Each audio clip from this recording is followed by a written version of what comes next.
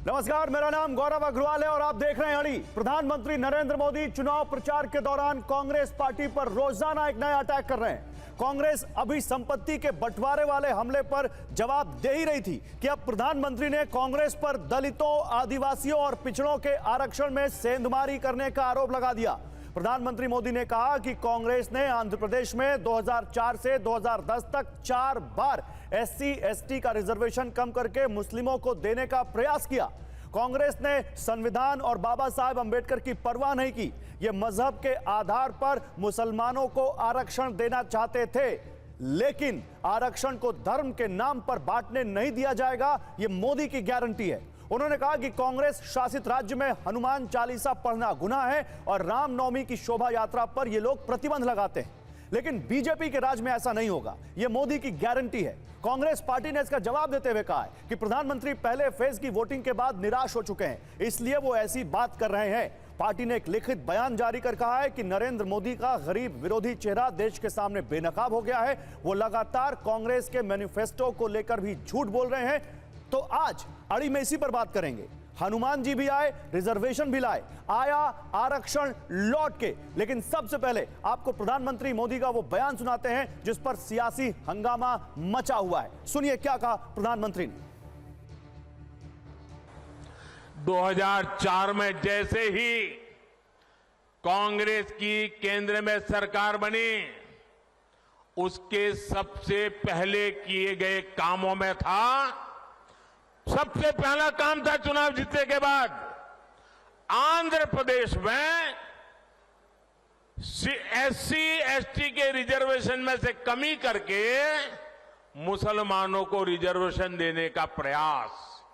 2004 से 2010 के बीच कांग्रेस ने 4 बार आंध्र प्रदेश में मुस्लिम रिजर्वेशन लागू करने की कोशिश की, लेकिन कानूनी अड़चनों की वजह से सुप्रीम कोर्ट की जागरूकता के कारण वो अपने मंसूबा जो लेके चले थे वो पूरे नहीं कर पाए। साथियों, कांग्रेस की इन साजिशों के बीच मोदी आज आपको खुले मन से गारंटी दे रहा है, दलितों, पिछड़ों और आदिवासियों का आरक्षण न खत्म होगा, ये मोदी की गारंटी है। और इसके बाद अब देखिए इंडिया क्या रिएक्शन दे रहा है। इंडिया मतलब विपक्षी दलों का गठबंधन, जिसमें कांग्रेस पार्टी की तरफ से मनिकम टैगोर और समाजवादी पार्टी की तरफ से अखिलेश यादव ने क्या रिएक्शन दिया, सुनिए। He is frustrated, and therefore only he is speaking like this. One thing is that on the reservation front, Congress party is very clear. Congress party is the party which brought reservation to this country. We are convinced that reservation is the way in which we can give opportunities to those people who had denied the opportunities for thousands of years.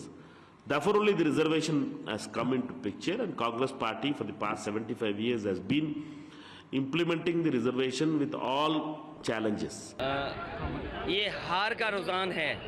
मैंने इसीलिए कहा कि election ख़त्म होने के बाद चुनावी परिणाम के रुझान आते हैं, लेकिन ये तो चुनाव का पहला चरण ख़त्म हुआ है, उसी में रुझान आने लगे हैं।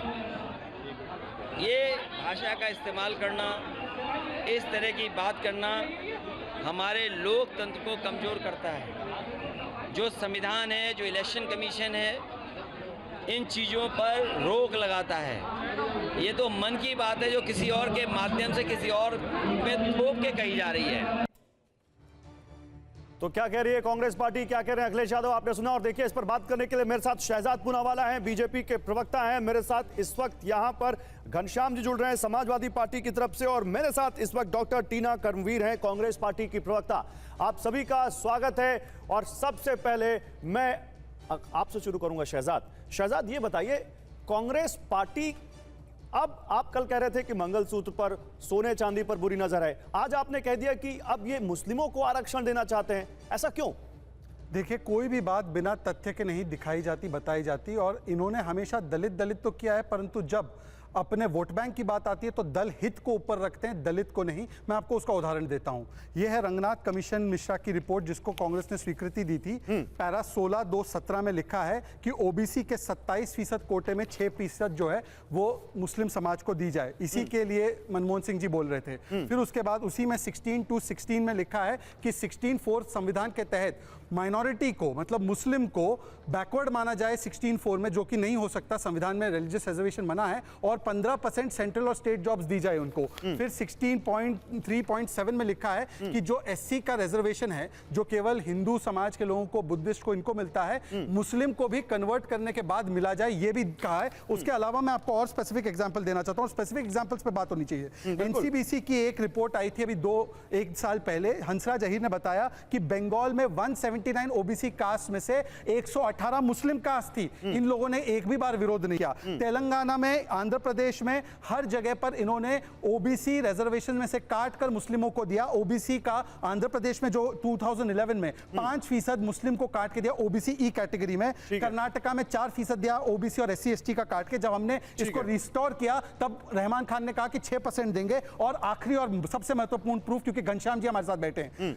जो 2011 में मनमोहन सिंह जी की सरकार ये सोच रही थी नेशनली कि 27% कोटे में से 10% मुस्लिमों को दिया जाए। 2012 में लॉ मिनिस्टर सलमान खुर्शीद ने 9% अनाउंस किया कि हम 9% देंगे ओबीसी कोटे में से। और ये देखिए, इसका स्टेटमेंट मैं आपको प्रूफ के साथ दिखा रहा हूं। अब मैं पूछना चाहता हूं घनश्याम तिवारी जी, प्रिंसिपली, बाकी सब छोड़ दो, तू मैं बीजेपी खराब, बीजेपी अच्छी, प्रिंसिपली ओबीसी कोटे से रिलीजियस रिजर्वेशन करके मुस्लिमों को देना, ये आंबेडकर जी की सोच के खिलाफ, संविधान सुप्रीम कोर्ट के खिलाफ है। क्या आज घनश्याम तिवारी इसके साथ? नहीं, अभी घनश्याम तिवारी नहीं, अभी डॉक्टर टीना कर्मवीर साफ कह रही है यहां पर बीजेपी कि आप लोग एक तो सबके संपत्ति पर, सबके जो जिनके पास जरूरत से ज्यादा घर है या जिनके पास जरूरत से ज्यादा सोना चांदी है, उस पर तो बुरी नजर रख ही रहे हैं। अब आप दलितों, पिछड़ों, वंचितों के आरक्षण पर भी बुरी नजर रख रहे हैं, और वो आप एक खास जमात को देना चाहते हैं। जी शुक्रिया। देखिए, मैं एक बात साफ कहना चाहती हूँ कि आज जब से मैनिफेस्टो रिलीज हुआ है तब से लेकर अब तक देश के प्रधानमंत्री डरे हुए हैं, और भाजपा पूरी तरीके से डरी हुई है, क्योंकि जब से हमने मैनिफेस्टो रिलीज किया है, ये दिन रात जो है गरियाने में लगे हुए हैं।